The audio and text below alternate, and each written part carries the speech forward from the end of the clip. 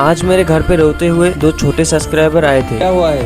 ये चल नहीं रहा है, पता नहीं क्या हुआ इसको। 3 दिन पहले ये मॉन्स्टर ट्रक खरीदा था, अभी खराब हो गया है। छोटा सब्सक्राइबर डर रहा है क्योंकि उसके पापा को पता चलेगा तो उसे डांट पड़ेगा, इसीलिए मैं इसे फटाफट रिपेयर करने लग गया। मॉन्स्टर ट्रक का स्टीयरिंग ठीक है, सिर्फ पीछे का चक्का चल नहीं रहा है, इसीलिए फटाफट मैंने मॉन्स्टर ट्रक को खोल लिया है। मॉन्स्टर ट्रक के गियर बॉक्स में एक गियर टूटा हुआ है और मॉन्स्टर ट्रक का मोटर भी खराब है, इसीलिए मैंने नया मोटर और नया गियर लगा दिया है।